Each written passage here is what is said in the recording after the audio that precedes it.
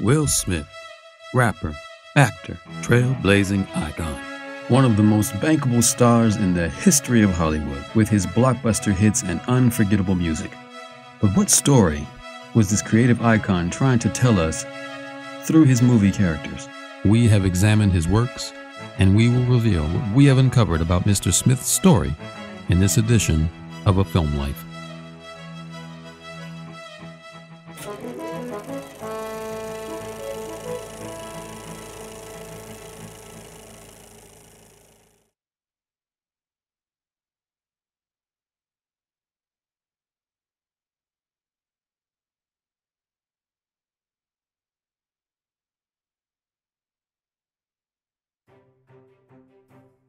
A man of mystery made his appearance one evening on Fifth Avenue in New York at the home of an unsuspecting art dealer and socialite. He presents himself as a young man named Paul, who was friends with their kids at their Ivy League schools. The young man claims to have been mugged in the park, and he has the injuries to prove it. I was mugged out there in Central Park by the statue of that Alaskan Husky. Though natural doubt was evident, any hesitation to believe him would quickly dissipate as he poured on the charm and wit that would become synonymous with his life.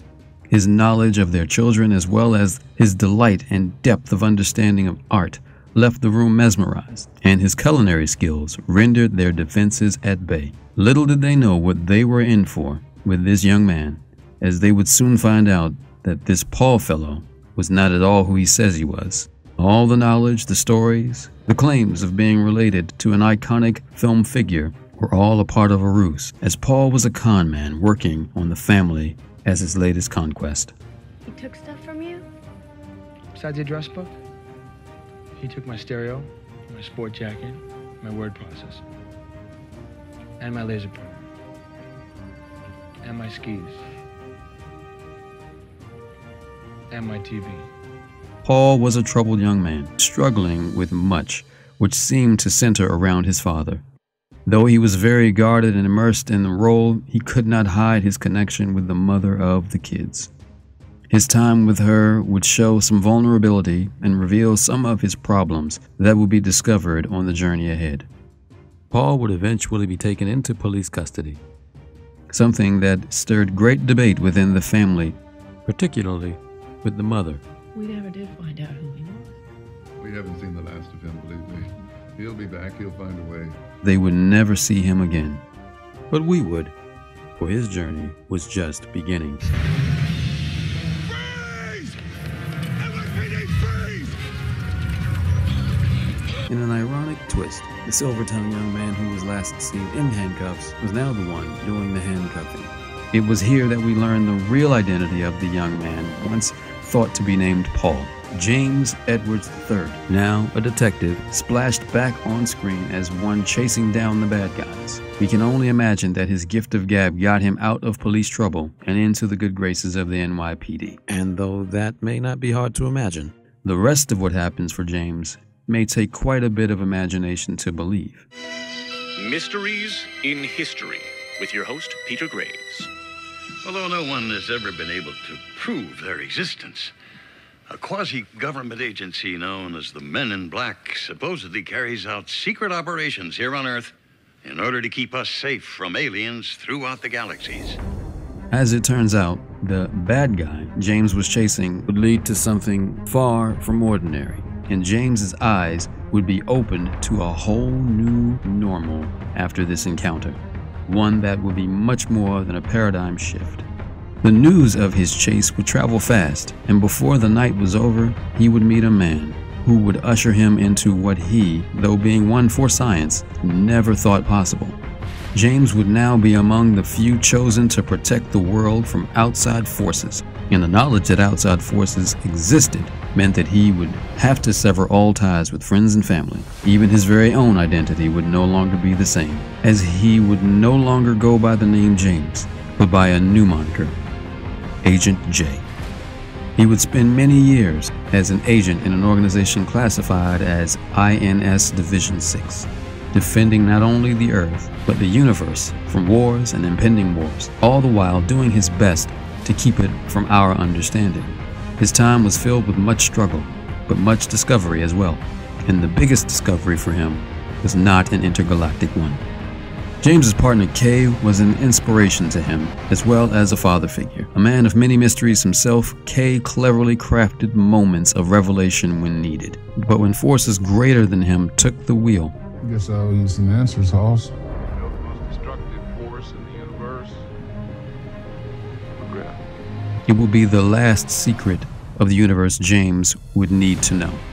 Again, what we know about this account takes imagination, as the story seems hard to believe, but with good reason, which we will soon discover. The story goes that a menacing alien figured out a way to do what was previously outlawed and thought impossible by James and the rest of humanity: time travel. In doing so, this alien would change the course of history for himself, his war-loving people, and the Earth. But James, as fate would have it, would be left unaffected by the alien's time jump, and he was able to learn to time travel himself, to undo the evil deed of the alien and make things as they were. And it was here that James's final mystery with the agency would be revealed. He would find out that Agent K was no stranger, that it wasn't by chance that he found James that evening in the police station. K was not just some grumpy, jaded old-timer. Hey, my name's Kay. What's your name? James. James? That's a nice name. He was a man with a mission to fulfill, to protect the life and legacy of the Edwards men. James now knew the true story of his father. He was now free.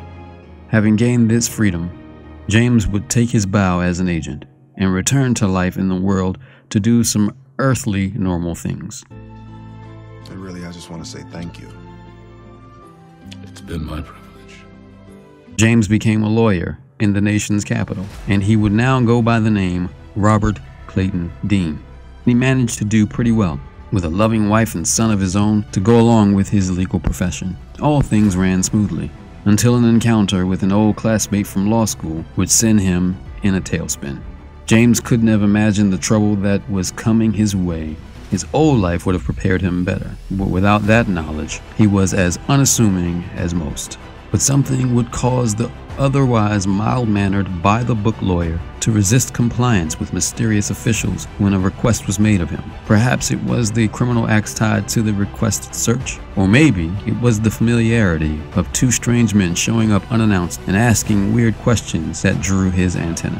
Whatever the case, he chose the path that resulted in chaos and turmoil, one that would have him lose a dear friend and massively disrupt the family atmosphere he had established.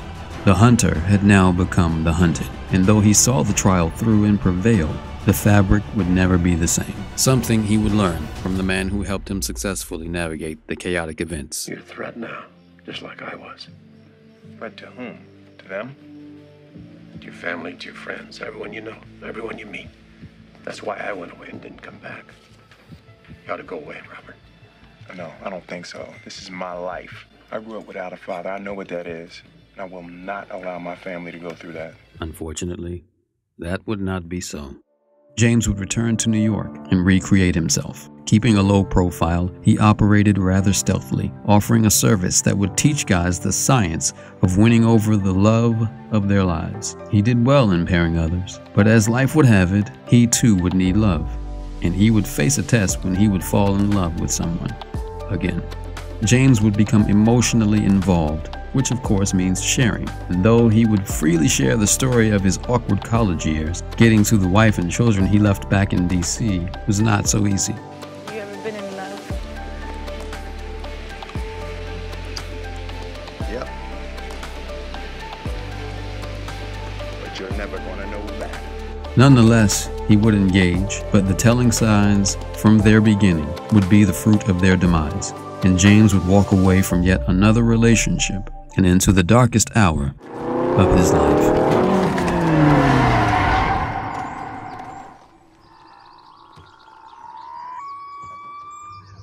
The time of James's next appearance would not be the best of times for him, or for anyone else for that matter, as James would appear to be the last person remaining on the planet after the discovery of a cancer-curing drug turned into an outbreak that backfired catastrophically on humanity.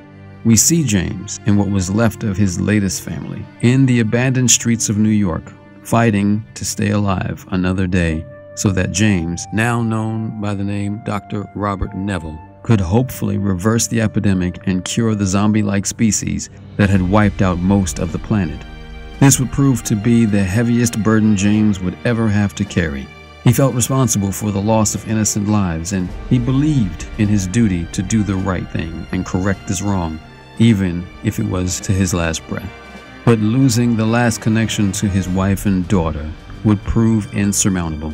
Robert was all but done, but little did he know, life was not done with him. Through an intervention of the divine order, Robert was rescued from his suicide mission and given one last chance to bring resolution to this calamity. And bring it he did. He would find the cure, but his life would be the price. And it was a price he was willing to pay. On an evening in 2012, Robert passed on the cure to the woman and child that rescued him. What are you doing? I'm listening. And sacrificed his life for the sake of humanity. At least that's how the story goes. We at Film Life feel the matter is unresolved as written. We admit the story is heroic and admirable, but it's a little too easy for us.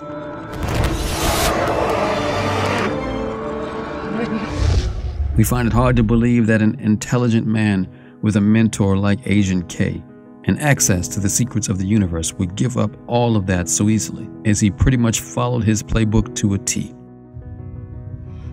What are you doing? I'm listening. Also, considering his level of love of science, we find it hard to believe that he, like his partner Kay, would not leave clues to things he wanted to keep sight of, should ever the situation call for it. You left yourself clues. Yeah, in case I had to be deneuralized because my replacement couldn't handle the situation. Remember the visit he received back in DC? While it was possible that semblances can still occur after a memory wipe from MIB technology, Have we met before? I'm having the strangest feeling of deja vu. Yeah, me too. might it also have been that he really did have something to hide? Maybe the device he so coveted and enjoyed, that neuralizer, was actually in his possession? Look, Kay, I think I should be in charge of the flashy memory thing department. Not while I'm around, Ace. You ain't gonna be happy till you frickin' see somebody's brain out, man. Possible. Debatable. Perhaps bringing that to DC might have been too risky, particularly with a son who liked to snoop around. But perhaps drawing clues to where he might find the device would have been well within his person. And perhaps he was able to figure out the clues to, say, a certain apartment in New York, where things weren't as they seemed.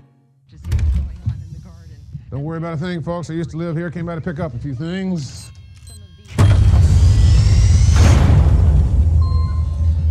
Nice place. Yeah. See ya.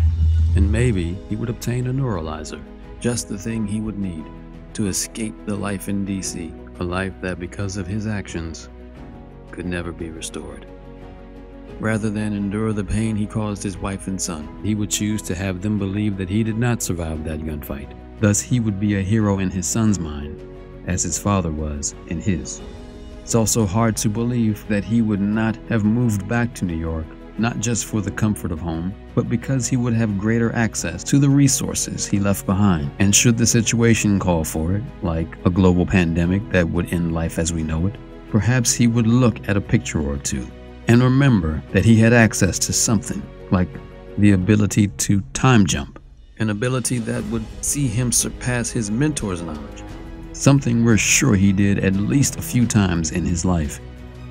And perhaps that flash wasn't a grenade going off, but rather him jumping back into the past to correct the mistake, to see the outcome, and most importantly, make sure the cure worked flawlessly before resetting things back to the way that they were.